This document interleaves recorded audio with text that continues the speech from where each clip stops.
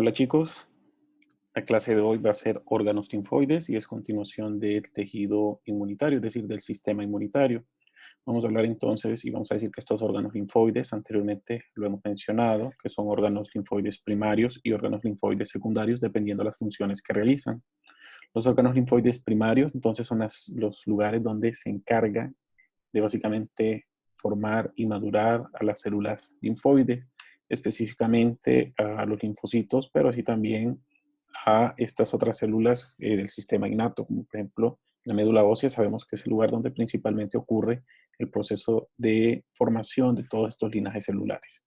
Entonces vamos a decir que las células linfoides, bueno, en general, los órganos en los cuales ocurre la formación de células linfoides en el feto, ya sabemos que son principalmente el hígado y la médula ósea a finales obviamente, del periodo gestacional.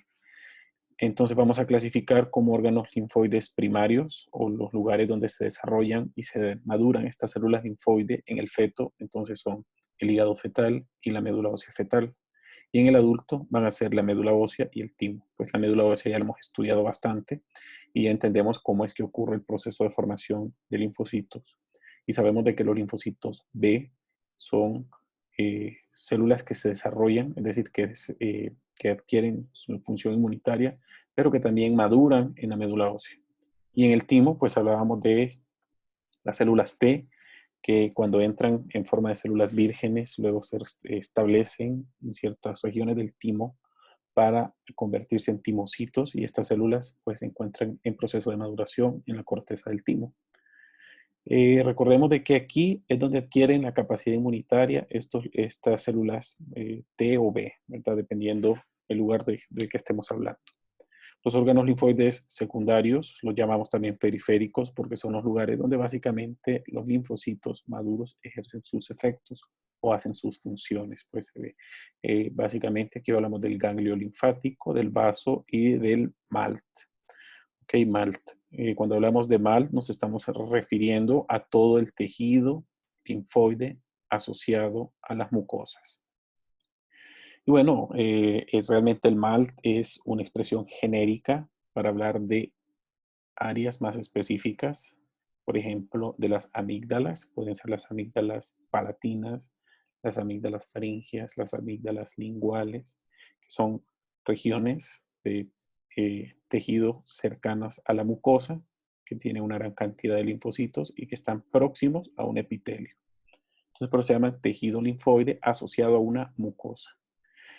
Ya les mencionaba esos ejemplos, pero también hay otros, como por ejemplo el BALT, que se encuentra en los bronquios, y cuando miremos más específicamente esta sección del contenido, entonces vamos a entender mejor en qué consiste un BALT. Por ahora nos vamos a enfocar a hablar del timo. El timo es un órgano que tiene función predominantemente durante el periodo de la infancia y durante la adolescencia. No quiere decir que un adulto no tenga al menos remanentes de timo. Desde el punto de vista embriológico, el timo aparece como un derivado, vamos a decir así, de la tercera bolsa faríngea principalmente. Y aquí vemos estas estructuras tímicas, estos lóbulos que vemos aquí, que se encuentran en el área retroesternal, más específicamente en el mediastino anterior y superior, ¿ok? Vean que pueden haber algunos cordones tímicos persistentes, por eso vamos a decir que no solamente el timo se va a derivar de la tercera bolsa faríngea, sino que incluso hay algunos textos que dicen de que la cuarta bolsa faríngea también podría formar estructuras mínimas tímicas, ¿ok? O estar en relación a la formación del timo.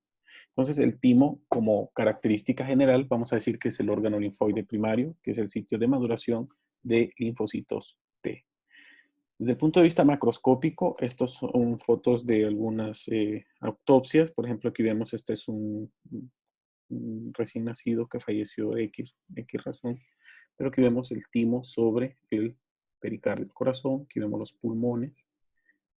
Y vemos que es esta estructura que tiene una coloración amarillenta, lobulada, y cuando lo vemos un poquito más de cerca tiene entonces dos lóbulos. Este es uno y este es otro lóbulo. Vean que aquí esta zona está parcialmente cubierta por tejido conectivo, que es esto que vemos acá medio blanquecino, probablemente asociado a un poquito de tejido pleural en relación al- al mediastino. Y aquí este tejido amarillento que es tejido adiposo. ¿Ok? Tiene un peso aproximado entre unos 35 a 40 gramos, aunque puede pesar más entre más tejido adiposo está, o incluso se puede hipertrofiar, y eso depende pues de las condiciones que tenga el recién nacido. En el adulto, entonces, esto que vemos acá va a cambiar y se va a convertir en un tejido más amarillento porque posee mayor cantidad de tejido adiposo, es decir, que se ha infiltrado por tejido adiposo.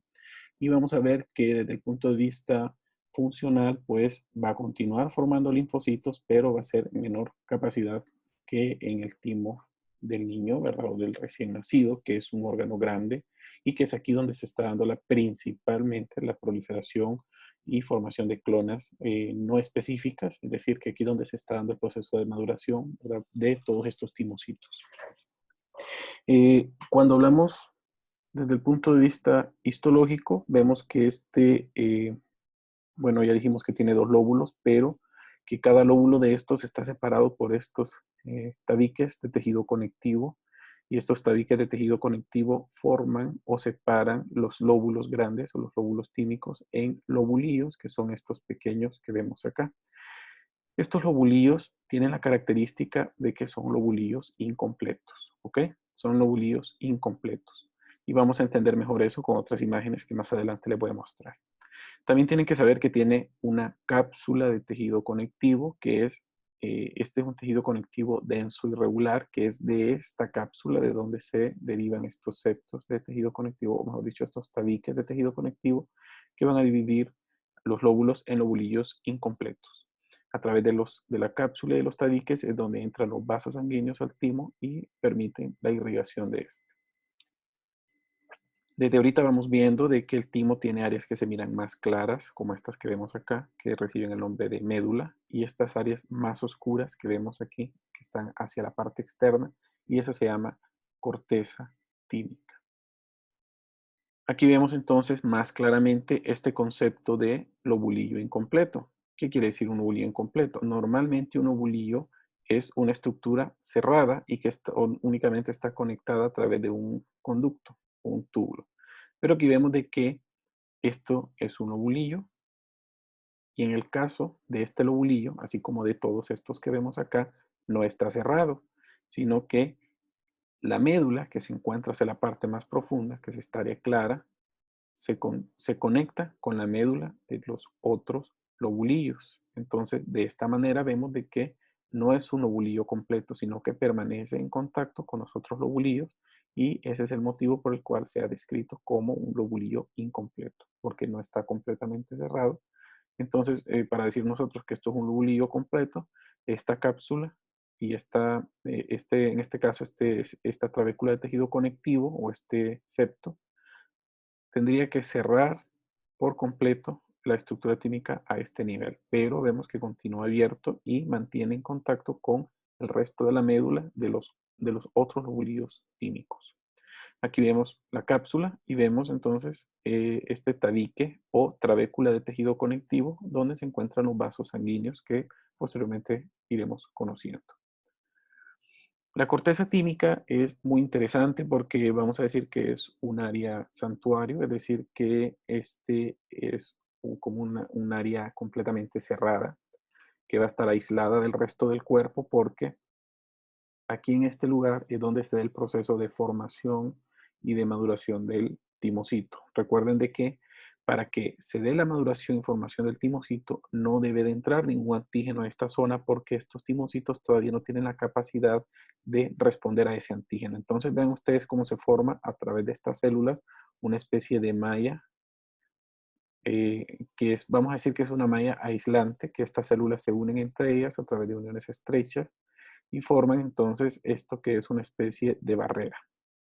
A la parte interna tenemos muchas células. Las principales células que encontramos a nivel de la corteza del timo ya sabemos que son los timocitos, que son las células T que están en proceso de maduración. También tenemos algunas células nodrizas o macrófagos. Estos macrófagos en algunas ocasiones tienen restos nucleares y restos de citoplasma en su citoplasma, ¿verdad? Valga la redundancia, y se conocen como células de cuerpos tingibles. También identificamos algunas células reticulares que básicamente se encuentran ahí formando fibras reticulares para el sostén estromal de la corteza del timo. Entonces vemos que estas células reticulares sintetizan colágeno tipo 3 y ayudan a mantener la corteza del timo. Y luego tenemos en el timo otro grupo de células que son sumamente importantes, que reciben el nombre de células reticuloepiteliales o células reticulares, pleca-epiteliales, y van del tipo 1 al 3. Entonces serían tipo 1, 2 y 3. Y estas son las que encontramos a nivel de la corteza del timo. En la médula son otras células y posteriormente las vamos a conocer.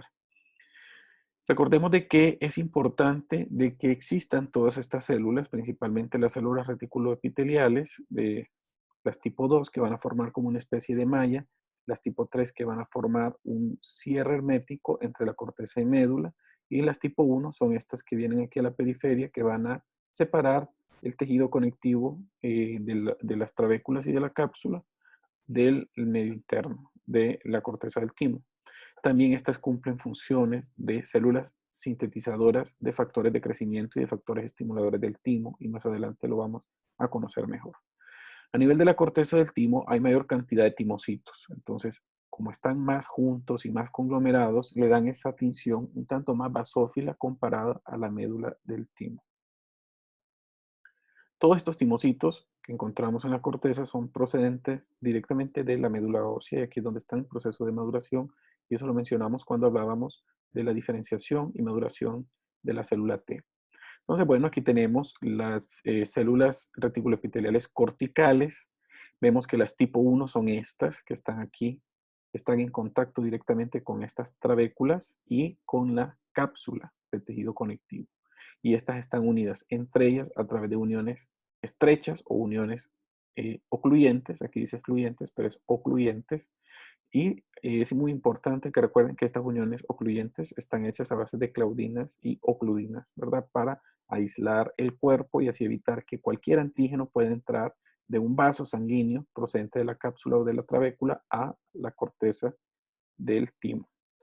Las células epiteliales reticulares o reticuloepiteliales tipo 2 se encuentran formando una especie de malla o citorretículo a nivel de toda la corteza del timo, así como las vemos acá, serían estas rosaditas, están unidas entre ellas a través de uniones desmosómicas o los que ustedes ya conocen desmosomas, que tienen una gran cantidad, si ustedes recuerdan, de caderinas, ¿verdad? Y estas caderinas formando estas uniones. Y entre estos desmosomas, recuerden que tienen que ver tonofilamentos y que le dan estas apariencias como de prolongaciones citoplasmáticas que forman unas especies de microespacios o espacios de menor tamaño, que serían como estos microambientes, que es el lugar donde se encuentran sumergidos estos timocitos, ¿verdad? En su proceso de maduración. Recordemos que estas células están sintetizando factores de transcripción. Si estamos hablando específicamente de factores de transcripción, por ejemplo, el factor de transcripción aire, timosina, linfopoyetina, etcétera, ¿verdad? Otras sustancias ahí que ayudan a que estas células vayan madurando y vayan induciendo a la síntesis de estos receptores de células T. Entonces, esa es la importancia de los tipo 1 y tipo 3. Ahora bien, las tipo 3 no solamente sintetizan estos factores, sino que también forman una especie de aislamiento entre la corteza y la médula que se encuentra hacia la parte más profunda. Estas células también tienen uniones estrechas o uniones ocluyentes que únicamente permite el paso de vasos sanguíneos, y estos vasos sanguíneos también van a estar revestidos, en este caso por células tipo 1, ¿verdad? Las células reticulares epiteliales tipo 1 van a revestir los vasos sanguíneos. Y en esta región, que es la unión córtico-medular, entonces es donde vamos a encontrar a las células reticuloepiteliales tipo 3. Recuerden que estas se encuentran unión córtico-medular y aíslan la corteza de la médula. ¿Okay? Desde el punto de vista morfológico son muy similares a las reticuloepiteliales, con la diferencia que también tienen uniones ocluyentes o uniones de de tipo cinturón, ¿verdad? Aquí lo vemos, ¿verdad? Más de cerca. Recuerden, esta aquí sería, aquí vemos la trabécula o el tabique de tejido conectivo. Aquí tenemos la cápsula. Vemos que puede haber tejido adiposo, eso ya lo mencionamos. Esta zona más oscura es la corteza y esta zona más clara sería la médula.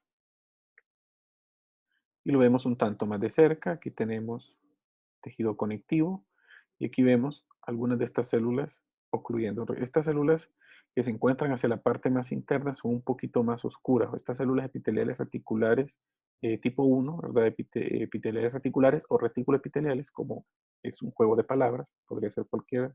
Entonces, son un poquito más oscuras. Los núcleos tienen tendencia a verse un poquito más polimorfo.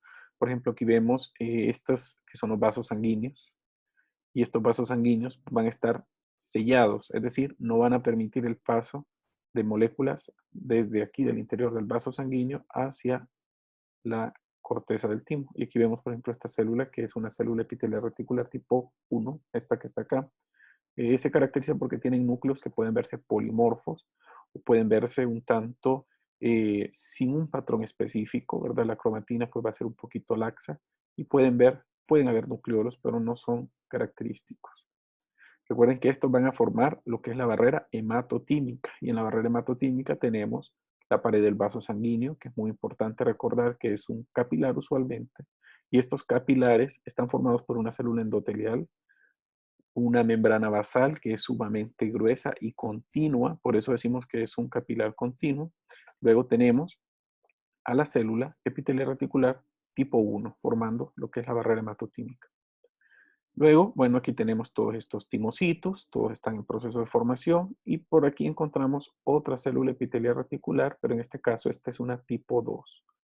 Recuerden que estas forman un citoretículo y forman como estas especies de compartimientos en el que encontramos todos estos linfocitos o timocitos, obviamente en su proceso de maduración. Estas células tienen un citoplasma rosado amplio, recuerden que tiene tonofilamentos y por eso se van a ver rosado y amplio ese citoplasma. El núcleo va a ser un poquito, bueno, usualmente va a ser un núcleo ovoide que va a tener escasa heterocromatina, se va a ver claro y va a tener un nucleolo que casi siempre va a ser prominente, así como lo vemos en esta imagen. Las células epiteliales reticulares corticales pues son esas células que encapsulan, ¿verdad? Esto ya lo hemos mencionado. Muchas de ellas derivan de la médula ósea. Pero hay algo que tienen que saber que es muy, muy importante de estas células corticales y es que ellas son las que ya mencionamos que sintetizan los factores de transcripción y factores de crecimiento para inducción a la maduración de las células. Pero también aquí estas mismas células poseen estos modelos de histocompatibilidad. ¿Ok? Recuerden que son células presentadoras de antígeno y que básicamente están aquí para hacer el proceso de selección de cuáles son los linfocitos que van a funcionar. Entonces, aquí en la corteza del timo, las células epiteliales reticulares, principalmente las tipo 2 y las tipo 3, van a tener modelos de histocompatibilidad de tipo 1 y tipo 2 que se las van a presentar a estos timocitos en el proceso de maduración, después de que ya han determinado que el proceso de la maduración, cuando ya han formado ese receptor de células T y que dijimos que era doble positivo, se lo van a presentar a uno de estos modelos de histocompatibilidad, ya sea el tipo 1 o tipo 2, y ahí es donde van a determinar si van a ser CD4 o CD8. Y obviamente al tener estas uniones, que sean uniones ligeras y que no sean uniones firmes, entonces estos van a tener capacidad de poder ser liberados a la médula a través de otros procesos bioquímicos que no vamos a estudiar a profundidad. Cuando un timocito que ya tiene un receptor de células T y es CD4 positivo o CD8 positivo, es decir, doblemente positivo, no se puede adherir a ninguno de estos modelos de histocompatibilidad, entonces esta célula va a entrar en apoptosis. ¿Por qué? Porque no tiene la capacidad para determinar cuál va a ser su marcador de superficie y entonces no va a poder actuar en base a su receptor de células T. Y por otro lado, los timocitos o los linfocitos T que tengan una unión firme o muy, muy estable con estos modelos de histocompatibilidad o con proteínas propias del organismo, entonces también va a ser enviado a apoptosis. Vean ustedes qué interesante que la mayor parte de los timocitos de la corteza van a morir por apoptosis. Entonces, el 98% de las células T van a morir en la corteza tímica.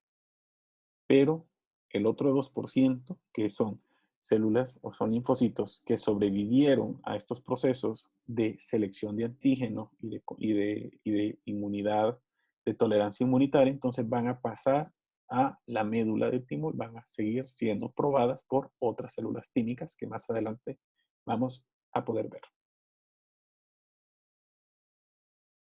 La médula del timo es un poquito más pálida, ya lo hemos mencionado, porque tiene menor cantidad de linfocitos.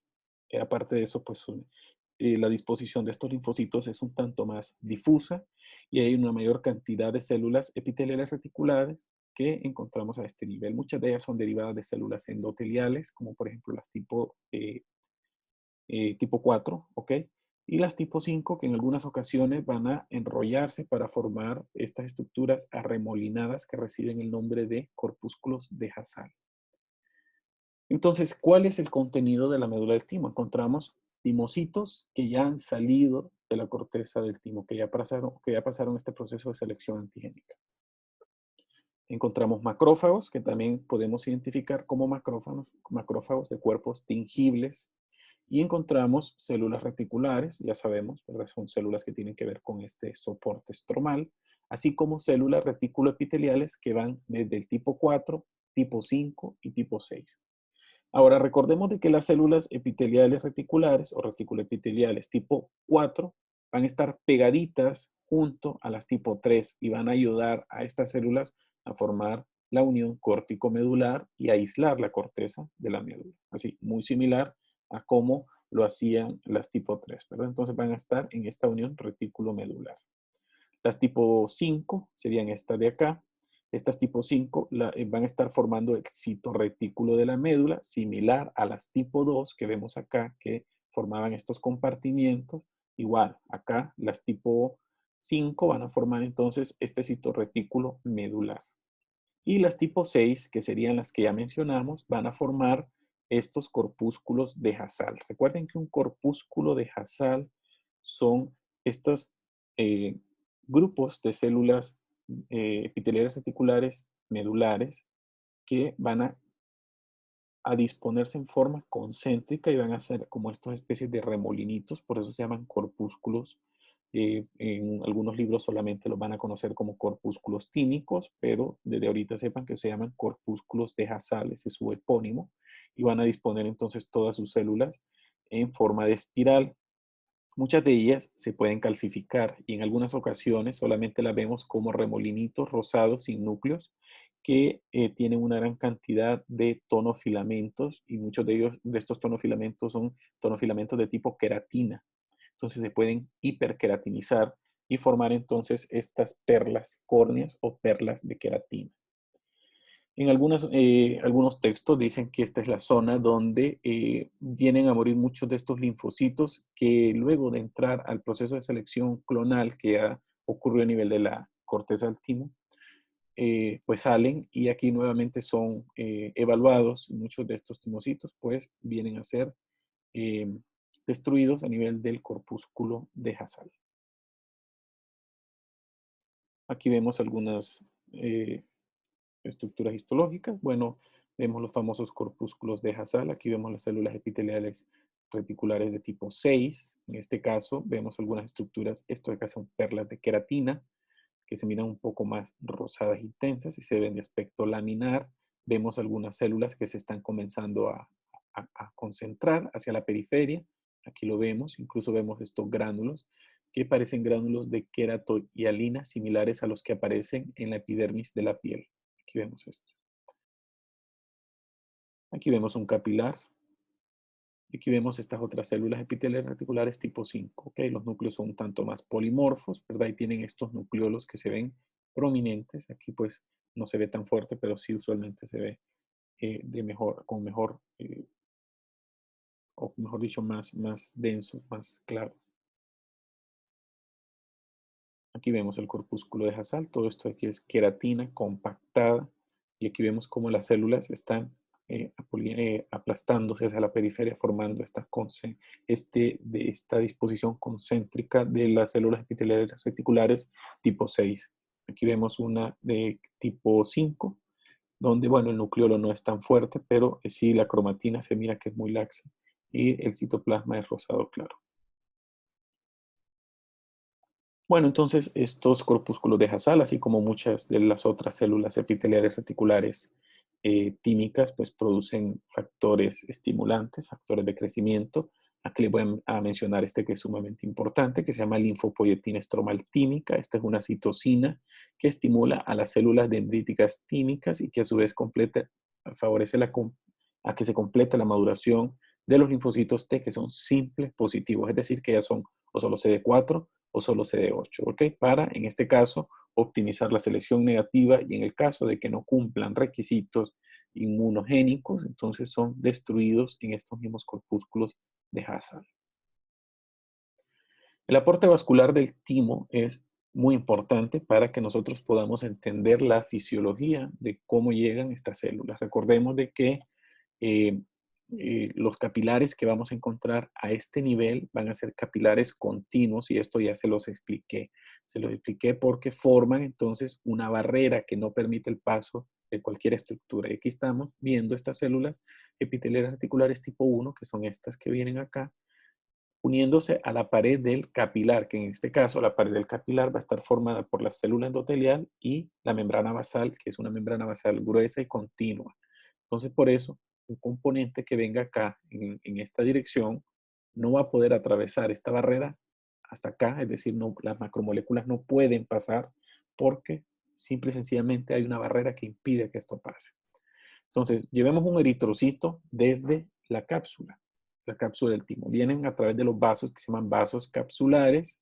Estos capsulares, el eritrocito baja y se mete a través de los septos o de las trabéculas de tejido conectivo, donde forman estos vasos que se llaman vasos septales. Luego los vasos septales se introducen a la médula. Al introducirse a la médula, forman los vasos medulares. ¿Okay? Los vasos medulares posteriormente forman como unas especies de arcadas. Aquí vemos esta que viene acá, que son como una especie como de arco, pero es un arco que lo estamos viendo al contrario, ¿verdad? Luego, a partir de estos arcos van a formarse otros vasos más delgados que se llaman, bueno, todo esto de acá serían los vasos medulares, pero aquí vemos los vasos corticales. Los vasos corticales entran específicamente como capilares. Los capilares, entonces, ya dijimos que eran capilares de tipo continuos, ¿verdad? Capilares de tipo continuos. Y quiero que subrayen esto porque esto es lo que le va a permitir aislar la corteza del timo del resto del cuerpo. Y desde ahí vean el revestimiento de células epiteliales reticulares, cómo va. Y aquí directamente muchos de estos capilares hacen conexiones a través de anastomosis capilares venosos, así como estos de acá, y llevan directamente sangre venosa a las venas capsulares o lo hacen llevando la sangre venosa a través de estas que se llaman vénulas postcapilares, que muchas de ellas son ensanchadas o un poquito dilatadas, y que aquí en algunas ocasiones es el lugar donde puede ocurrir los procesos de diapédesis, ¿ok? Pero recordemos de que aquí no es tan importante la diapédesis porque no es el lugar donde se está dando el proceso inflamatorio. Pero sí a través de esta zona es donde pueden llegar algunos macrófagos, por ejemplo, estas células nodrizas que se van a instaurar en la corteza, o en algunas ocasiones ciertos, pero no mucho, ciertas macromoléculas que sean propias del organismo, ¿ok? Luego, estos capilares venosos, ¿verdad? Que vienen estas vénulas postcapilares, van a salir a través de vénulas medulares y estas vénulas medulares pueden llevar el mismo proceso, pero a la inversa, con respecto al aporte arterial. Entonces, es la forma de cómo ocurre la oxigenación y cómo llegan las moléculas, vamos a decir así, a timo, a los lobulillos tímicos. Bueno, aquí vemos los componentes de esta barrera hematotímica. Aquí vemos a las células epiteliales reticulares tipo 1. Esto rosado que está acá, esta es una membrana basal endotelial. Y aquí tenemos a la célula endotelial que se mira de color verde. Recordemos que estas células están sumamente adheridas entre ellas a través de uniones estrechas. ¿Ok? Uniones estrechas son las principales uniones aunque sí pueden encontrarse otros tipos de uniones como uniones de tipo desmosomas que permiten la estructura, vamos a decir así, o la formación de este citoesqueleto, ¿verdad? De la célula como tal.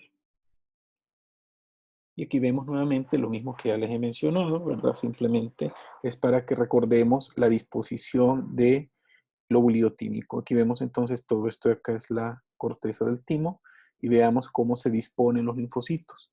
Dijimos que en las áreas subcapsulares, es decir, cerca de la cápsula, se van a disponer los linfocitos que son T doble negativos. Recuerden que estos no tienen ningún correceptor ni de CD4 ni de CD8, pero sí están en proceso de formación de esto. Es decir, se están reordenando los genes para que pueda darse este proceso de formación de células, de receptor de células T. Luego, aquí en medio más o menos es el lugar donde ya adquieren estos receptores de células T, pero también adquieren ambos correceptores, es decir, tienen el correceptor CD4 o el correceptor CD8. Luego tenemos hacia la parte más cercana a la unión córtico-medular, donde tenemos a los linfocitos T simple positivos, que aquí ya se indujeron a que se unieran a una molécula de histocompatibilidad, ya sea una tipo 1 o tipo 2, y estos van a seleccionar entonces en base a qué se une, si va a ser si va a ser una molécula, por ejemplo, tipo molécula de histocompatibilidad de tipo 1, entonces se va a unir a un receptor CD8, ¿verdad? Si es una tipo 2, se va a unir a un CD4 y en base a eso van a hacer sus funciones.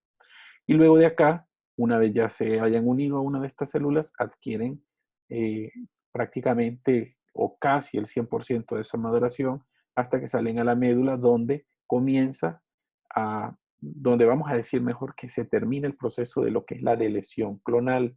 Ya dijimos de que para esto es muy importante el corpúsculo de Hasal, ¿verdad? Que es el lugar donde se completa la delesión clonal. Y esto es muy importante porque muchos de estos linfocitos de acá van a salir y aunque solo sea el 2% que va a salir a la médula, pues aquí va a terminar de morir estas células o estos linfocitos. Entonces, bueno, esto ya se los he mencionado. Estas células epiteliales reticulares pues tienen la capacidad de sintetizar todos estos factores de crecimiento. Aquí les menciono algunos. El factor aire, que este es básicamente es como una especie de molécula que se encarga de regular, ¿ok? Es un regulador, ahí significa autoinmune, es un regulador autoinmune, ¿ok? Si, si hay una célula que está, vamos a decirlo así, reaccionando contra el cuerpo, contra los antígenos propios, entonces el factor de transcripción aire va a inducir a que esta célula muera, ¿ok? Hay otros factores como la timosina, timopoietina, timomodulina, factor humoral tímico, ¿verdad? Que también pueden actuar de manera parácrina, porque dijimos que está sintetizada por células que se encuentran ahí, son células vecinas y van a activar a estos receptores, ¿verdad?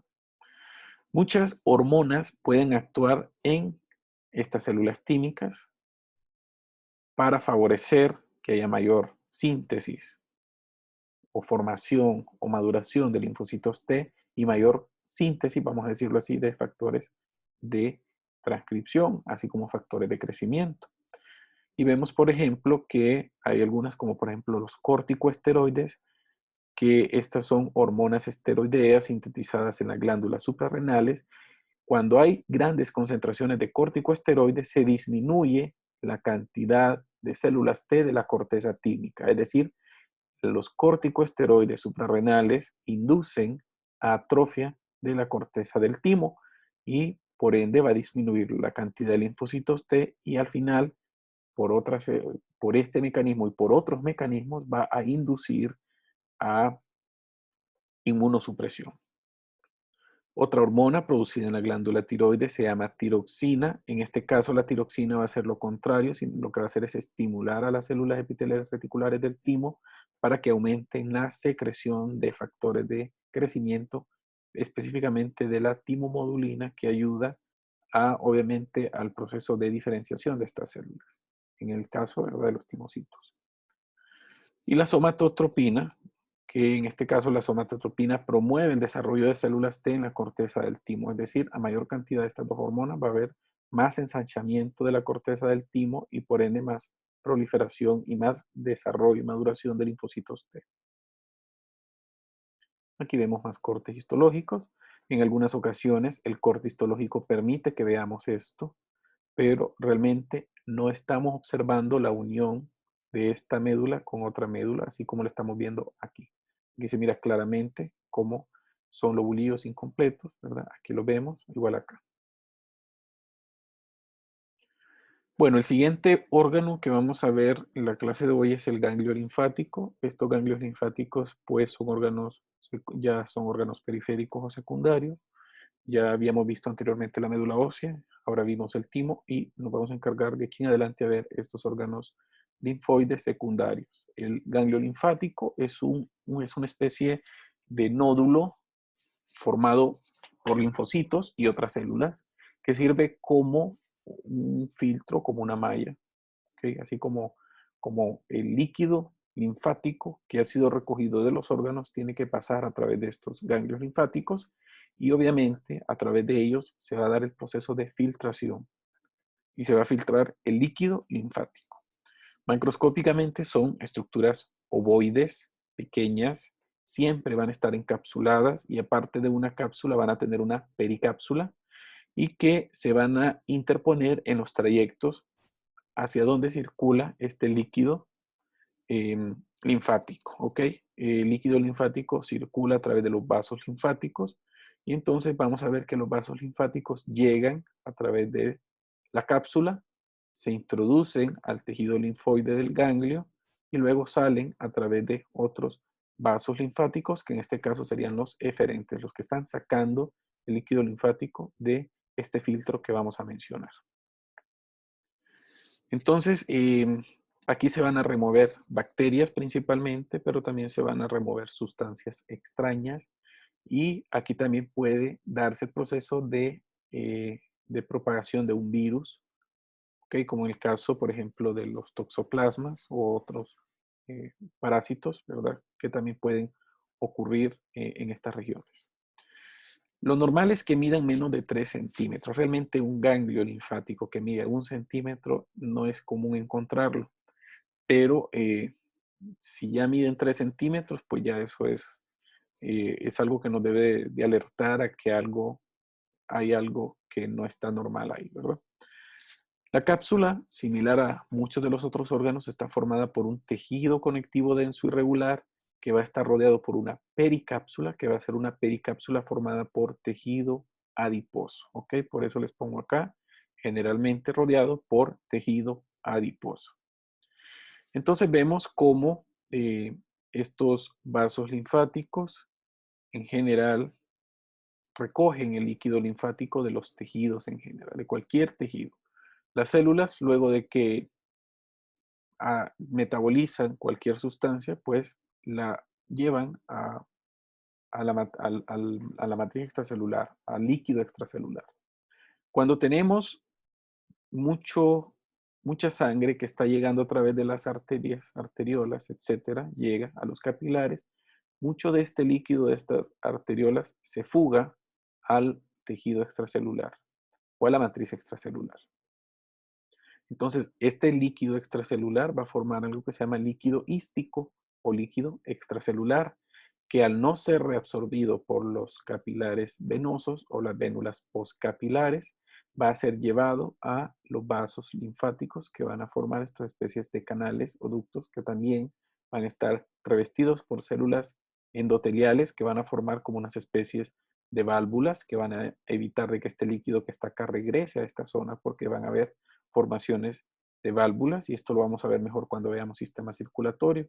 Y por último va a ser llevado hacia los ganglios linfáticos y aquí vemos cómo circulan estos vasos linfáticos y se prácticamente distribuyen hacia todos los ganglios linfáticos que pueden estar ubicados en cualquier parte del cuerpo.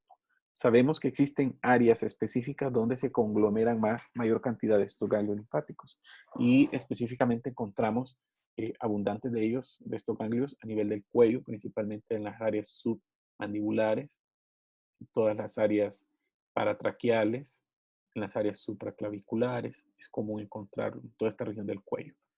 Pero también encontramos abundantes a nivel de las axilas. Esto es sumamente importante a nivel de las áreas inguinales, inguinales superficiales e inguinales profundas, así como rodeando todo el sistema venoso, como lo podemos observar en esta imagen.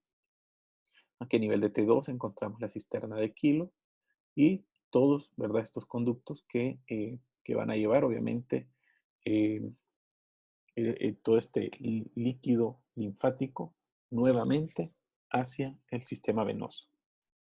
Una vez ya haya sido filtrado por todos estos ganglios linfáticos. Y aquí vemos más o menos la estructura de un ganglio linfático.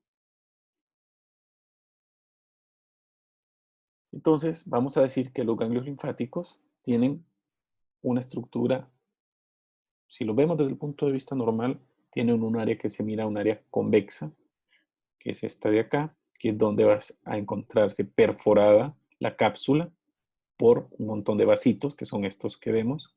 Estos vasitos se llaman vasos linfáticos aferentes y que también tienen esta válvula. Dijimos que los vasos linfáticos tienen una especie de válvulas que impiden que el líquido linfático regrese. Entonces van a tener a nivel de esta área convexa una gran cantidad de vasos linfáticos. Luego tenemos una región central que se llama cara cóncava y que esta área cóncava coincide con esta zona de acá que recibe el nombre de ilio, así como está escrito acá. El ilio es el lugar donde entran y salen vasos. Específicamente, ¿qué es lo que va a entrar? Va a entrar una arteria que se va a dividir en arteriola y posteriormente en capilares. ¿Y qué es lo que va a salir? Van a salir vasos linfáticos eferentes y va a salir una vena, que es la vena iliar del ganglio linfático, así como lo vemos en la imagen. Entonces, a este nivel también podemos encontrar válvulas que también van a impedir de que el líquido linfático regrese. Ahora bien, este líquido linfático no va a circular así tan rápidamente como la sangre, sino que va a circular por cambios de presión hidrostática del contenido del ganglio linfático.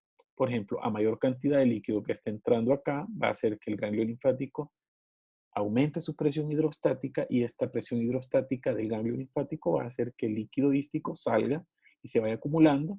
Y así como que nosotros estamos escurriendo una bolsa, así es como va a ir circulando el líquido linfático, ¿ok? Por compresión externa básicamente. Desde el punto de vista morfológico, el ganglio linfático tiene tres regiones. Una región más externa, que es esta que está acá en la región cerca de la cápsula, que se llama corteza. Luego tenemos una región que es muy poco delimitada, que se encuentra inmediatamente abajo de la corteza, que se llama paracorteza. Y luego, hacia la parte más interna, que sería toda esta zona de acá, encontramos la médula, el ganglio linfático. En todas estas tres regiones, vamos a ver de que se encuentran espacios de tipo vasculares o de tipo compartimentales que se llaman sinusoides endoteliales, que es por estos sinusoides donde va a circular el linfa y a través de estos sinusoides que van a estar circulando, vamos a encontrar una serie de células que forman mallas y estas mallas van a permitir la filtración del linfa. Desde el punto de vista morfológico, la corteza del ganglio linfático, la vemos acá, es una zona rica en linfocitos B. Rica en linfocitos B. Y esto no lo olviden. La corteza entonces va a estar constituida por folículos, que son estas estructuras redondeadas. Aquí lo vemos claramente. Estos folículos pueden ser folículos primarios, así como folículos secundarios. Van a estar constituidos principalmente por linfocitos B. La paracorteza, que es esta que vemos acá. Aquí la paracorteza vamos a decir que es la zona timodependiente o dependiente de timo. ¿Por qué? Porque vamos a encontrar mayor cantidad de células T. ¿Ok? Y pues puede haber una menor cantidad de células B, pero no es tan predominante como las células T. Y hacia la parte más interna en la médula podemos identificar mayor cantidad de células B comparadas a las células T. Es decir, las células T van a estar aquí, pero no van a ser tan prominentes. Y esta célula B Ojo, es muy importante que sepan que muchas de ellas ya se han diferenciado y se han convertido en células efectoras que reciben el nombre de células plasmáticas. Y aquí lo podemos observar a nivel de la médula del ganglio linfático. Entonces, bueno, el parénquima en sí de todo el ganglio linfático está formado por todos estos linfocitos, ¿verdad? Linfocitos B, linfocitos T. También podemos encontrar células presentadoras de antígeno y algunos macrófagos. Y el estroma, ojo, el estroma del ganglio linfático está constituido por células estromales o reticulares que van a sintetizar colágeno tipo 3 y le van a dar este soporte al ganglio linfático a base de fibras reticulares o de colágeno tipo 3. Por eso tenemos que saber que este es un órgano, epitelial, es un órgano reticular, ¿verdad? Del sistema retículo endotelial. Y bueno, desde ahorita vayan observando estas estructuras redondeadas. Estos son los folículos linfoides. Aquí vemos otros folículos, ¿verdad? Pueden ser de tamaños variables. Aquí vemos otro, aquí vemos otro. Inmediatamente abajo, en esta región de acá, tenemos la paracorteza. Y bueno, quiero que sepan que todos los ganglios linfáticos van a tener una pericápsula, tejido conectivo adiposo.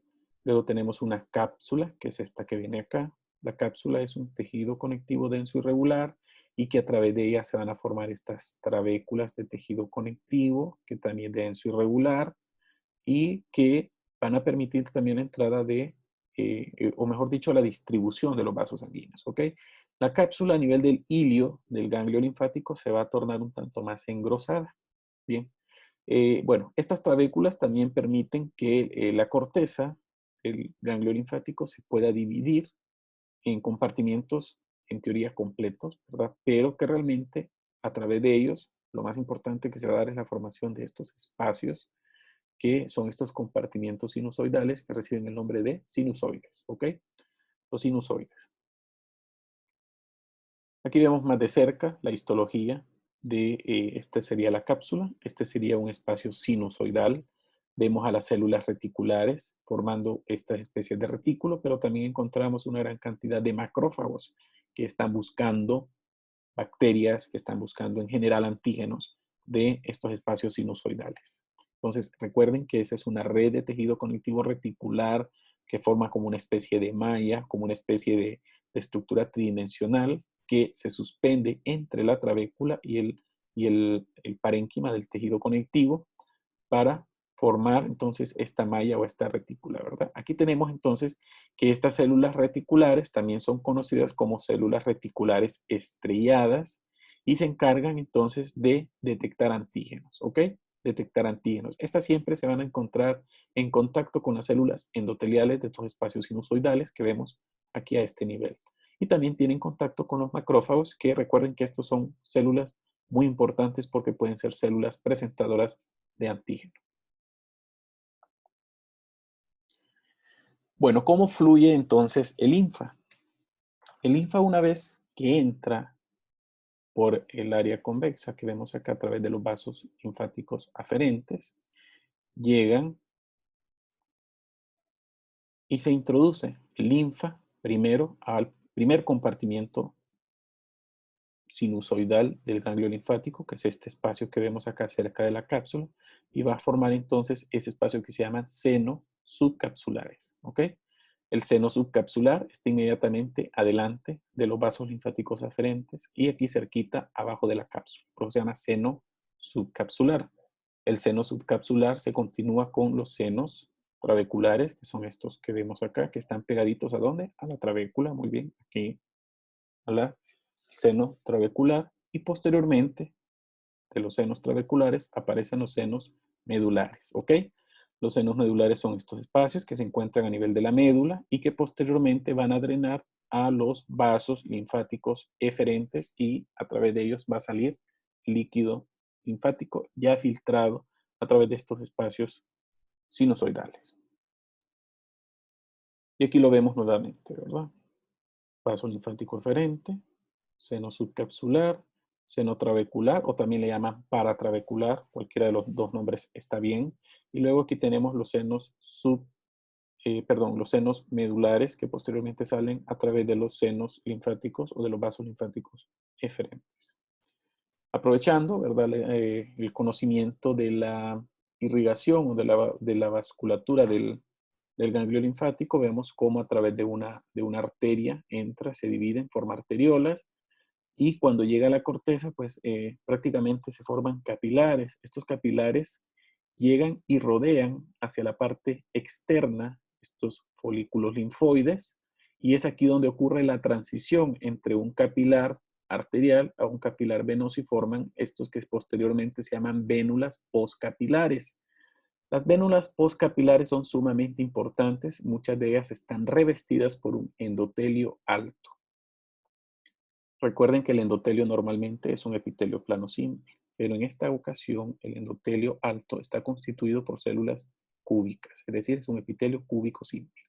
Y es esta región donde se da principalmente el proceso de diapéresis. Aquí es donde entonces los linfocitos que traigan, por ejemplo, un antígeno de la piel, se me ocurre un órgano, salen, ¿verdad?, los macrófagos de acá, el proceso de presentación de antígeno, y vean ustedes hacia dónde van a salir.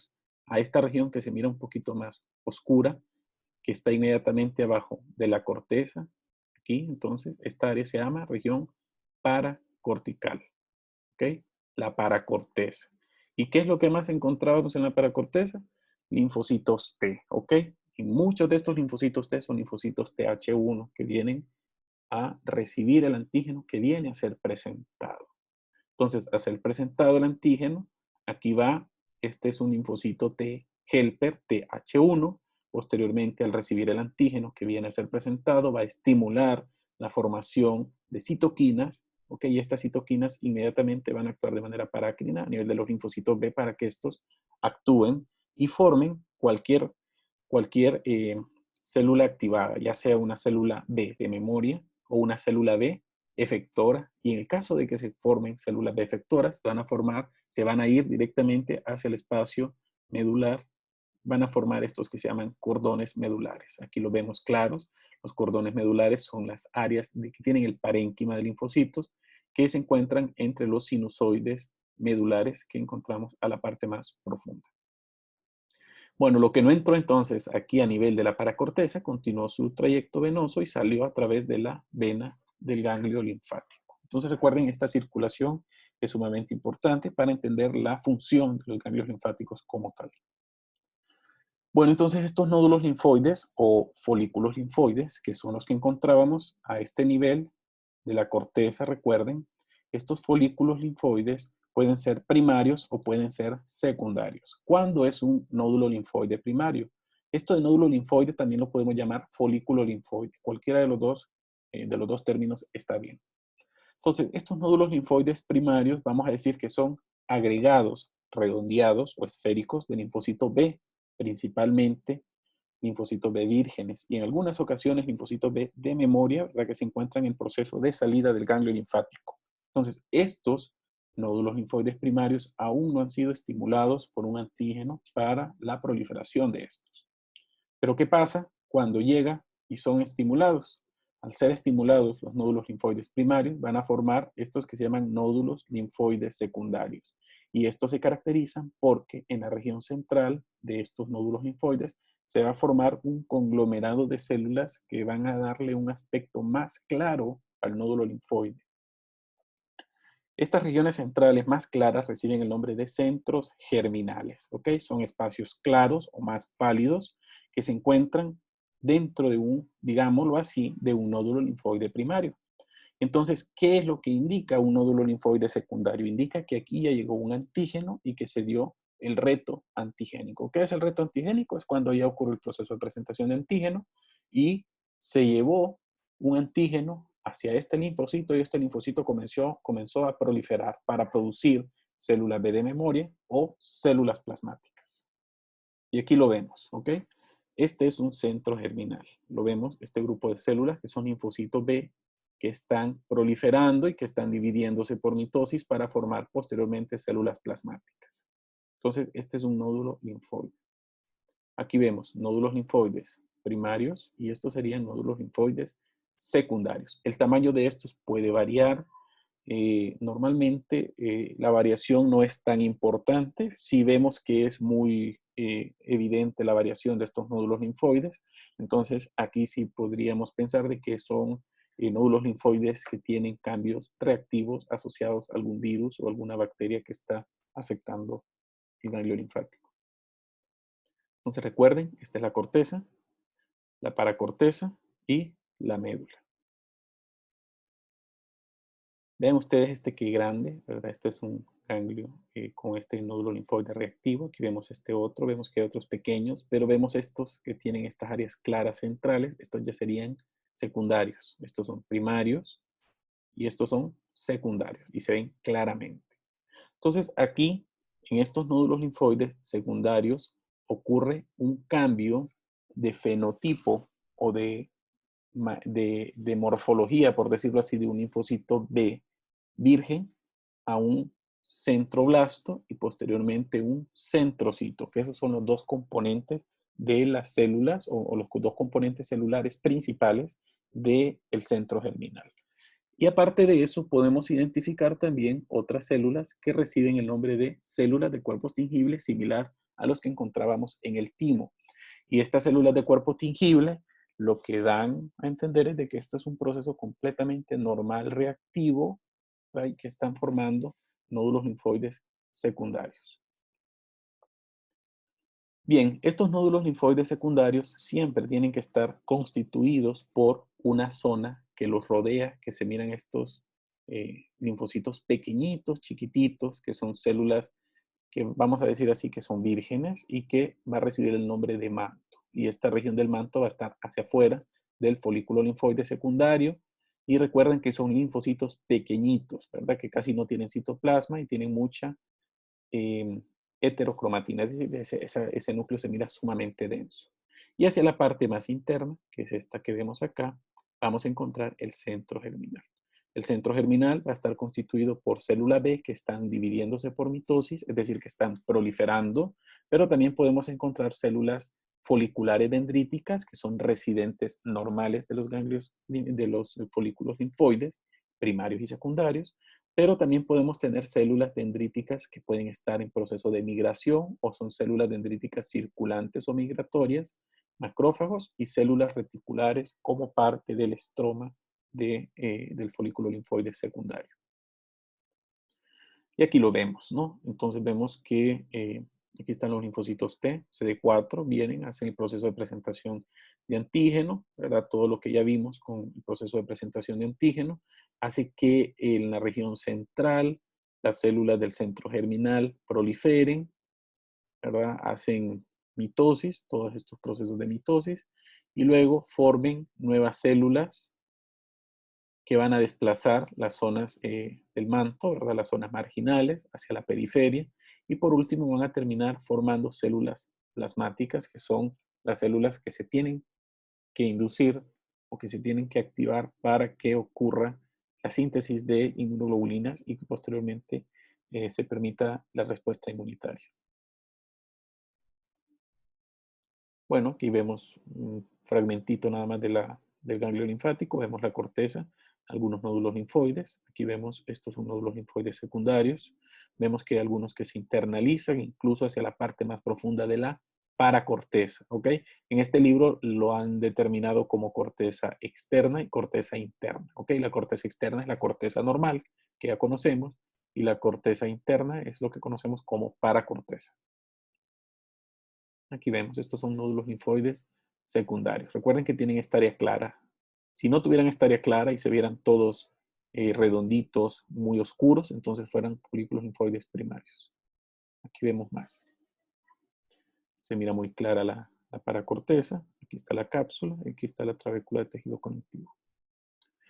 Entonces, bueno, estos nódulos linfoides secundarios o estos centros germinales tienen tres zonas específicas en base a la proliferación del antígeno que se está induciendo a que esta célula prolifere. Entonces vamos a decir que tiene una zona que se llama zona oscura, otra zona que se llama zona clara basal y una zona que se llama zona clara apical.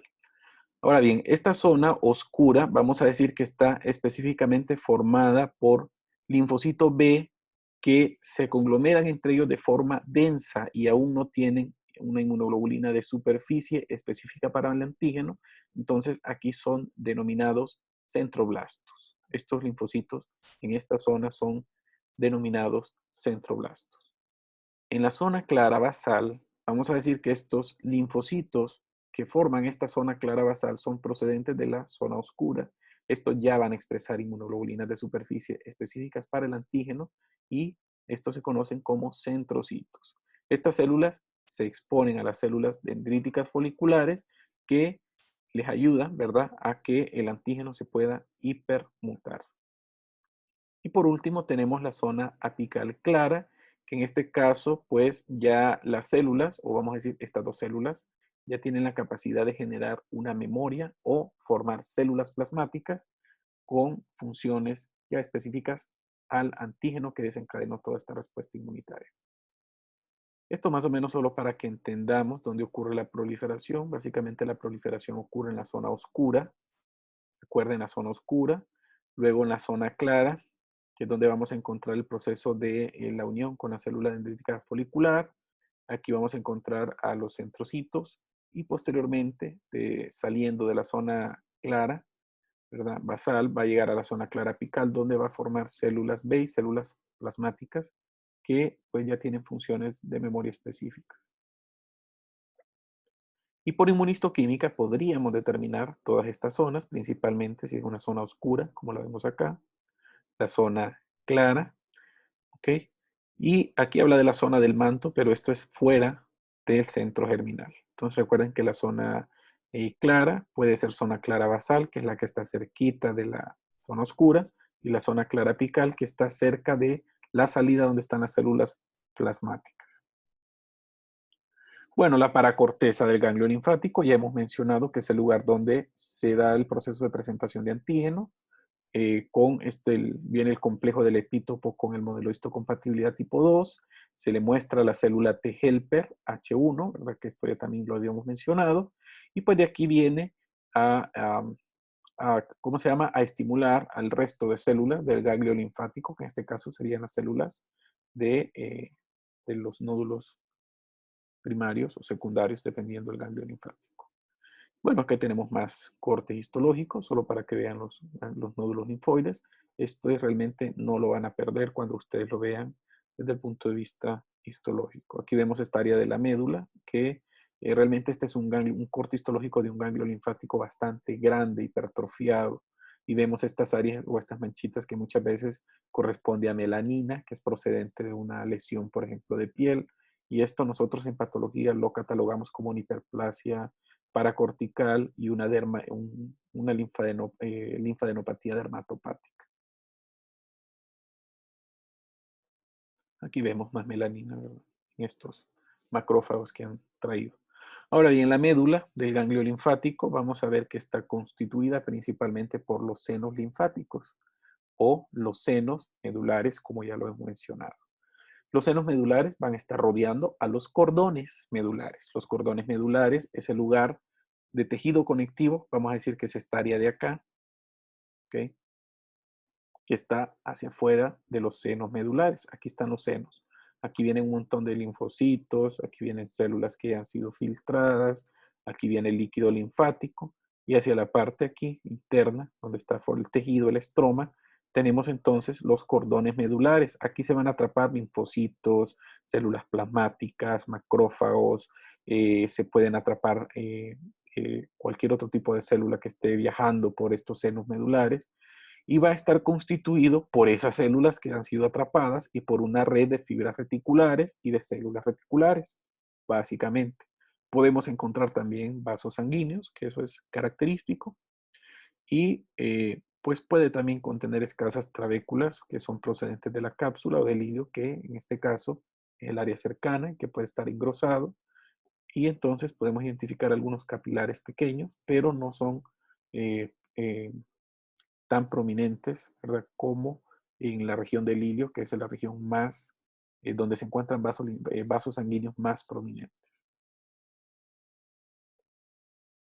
Entonces aquí está la corteza, sería todo esto de acá.